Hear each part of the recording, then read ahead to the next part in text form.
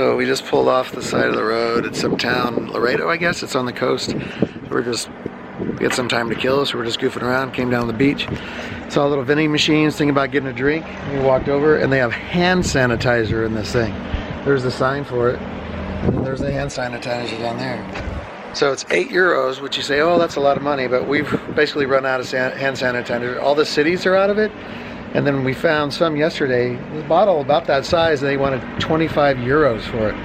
So this is only €8. So we're gonna go ahead and get some hand sanitizer to see if we can do it. Yeah, see if we can do it and get us through the rest of the trip here. We can take the claims before, so I saw those guys get some. Yeah, they got stuff.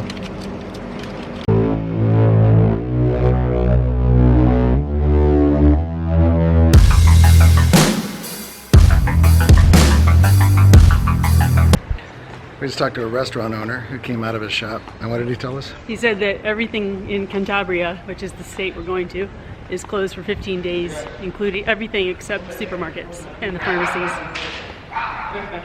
So they shut down northern Spain apparently as well. Oh, we are in Laredo, and we've noticed that it's pretty much a ghost town. Like, all the stores are closed, there's hardly anybody on the sidewalks. And there's a notice here that's saying, as of yesterday, they're closing all the cultural activities and also all the sporting events. But we did happen to go in a mini mart, and the gentleman told us that all the stores are closing, including the restaurants, for now. So we are still in the Basque Country, and tonight we're staying in the next region over. So we'll see how things develop as we move a little further west.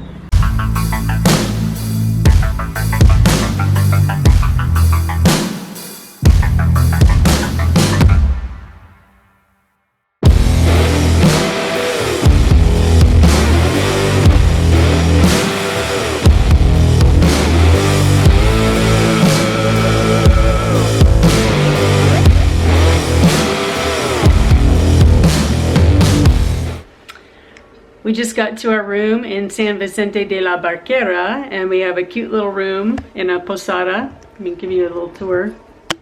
This is our cute little room. We've got a closet, a little armoire, a little desk, cute little bathroom. The piece de resistance is this view. You gotta check this out. The ocean, we got some cows, we got some Roman ruins. So, and as you can hear, the cows are giving us more cowbell. Awesome.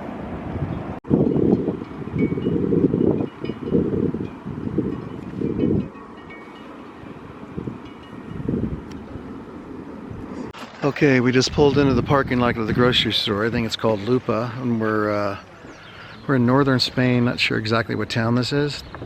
So we are going to go get our coronavirus 2-week quarantine food, which we're not sure what that's going to entail, but hopefully they have food first of all, and they sell us some.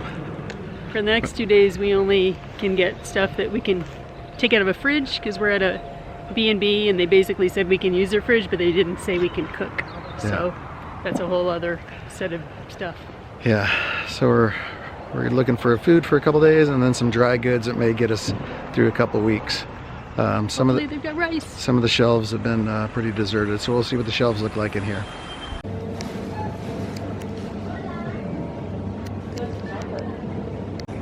We'll live on chocolate.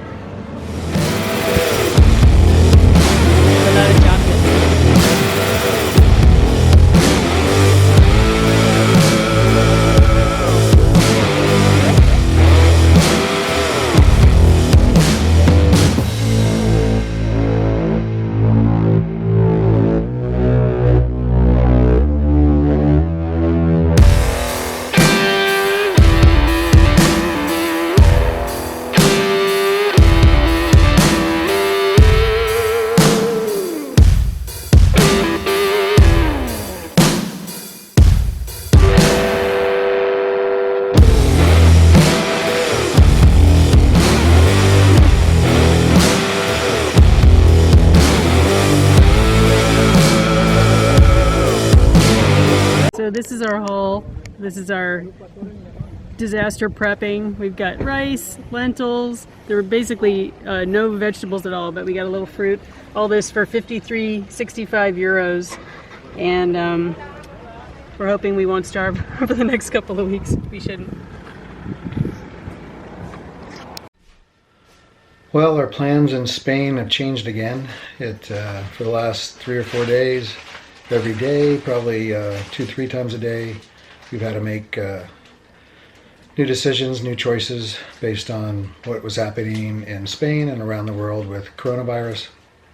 I guess it all triggered with Trump's announcement about limiting flights back into the U.S. Well, what's going on in Europe is the countries are starting to shut down their borders and not letting people in or out, and so it's getting pretty freaking crazy. Here in Spain, the Prime Minister came on last night and announced a state of emergency. That state of emergency allowed them to use police, gave them funding and allowed them to use police to prevent people from entering or leaving cities. So that's pretty intense. And we went grocery shopping last night, and the store we were in had some stuff still, but there's reports in Madrid that store shelves empty, that kind of thing. So we're making a run for it.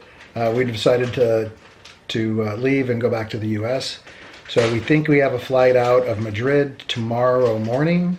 Madrid's about a 4 or 5 hour trip from where we are right now.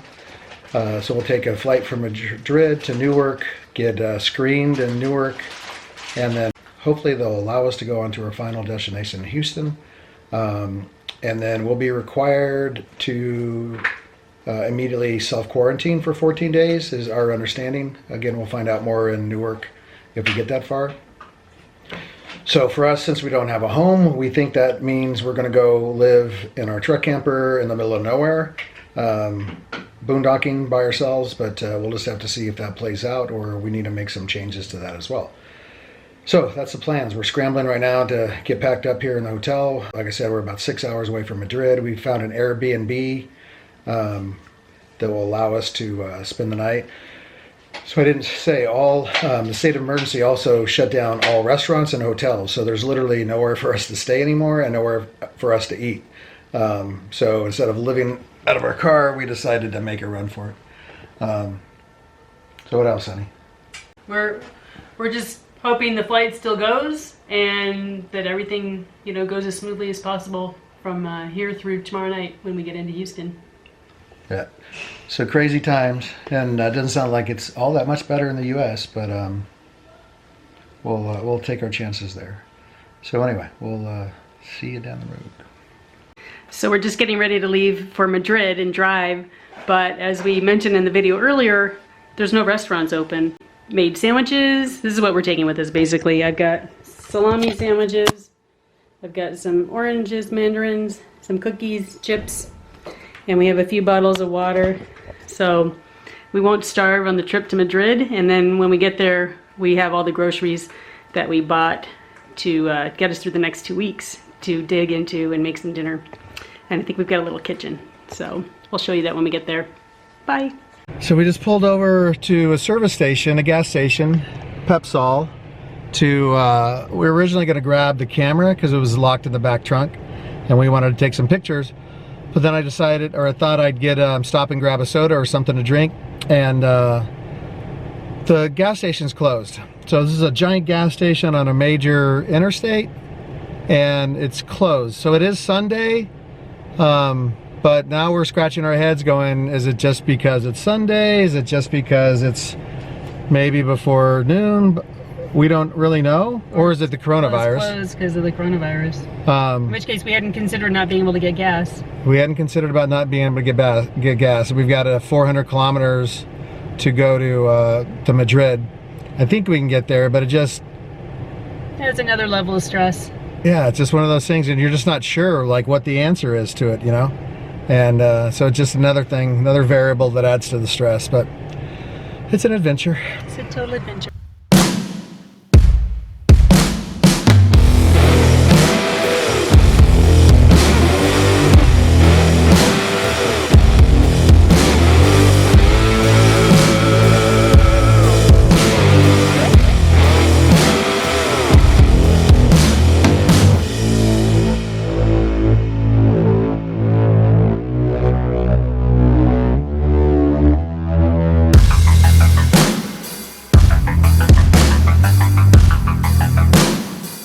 not a lot of people out on the road today. Sunday, but it's also quarantine day. We're all practicing our social distancing. You can see somebody way down there on the other side. We stopped to eat a little bit of lunch. Still got a couple hours left of driving. It's kind of a nice day, other than coronavirus.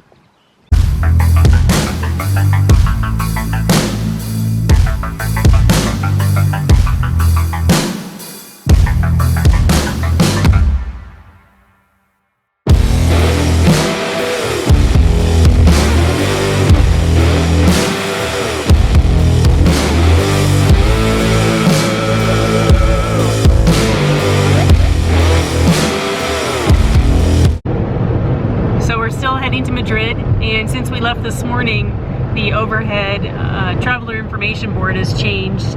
Before it basically said, you know, there's a warning about coronavirus. Now it's saying that only justified travel is allowed and basically all other travel is prohibited because of the coronavirus. So they've definitely upped their security game in terms of what they're going to be allowing. And we made a really good decision getting to where we need to go today before tomorrow morning.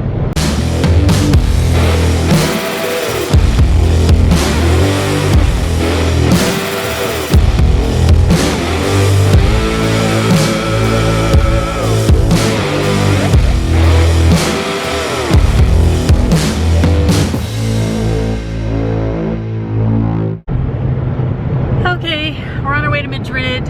We were going to stay the night and take a flight tomorrow morning, and I just got an email that our flight was canceled.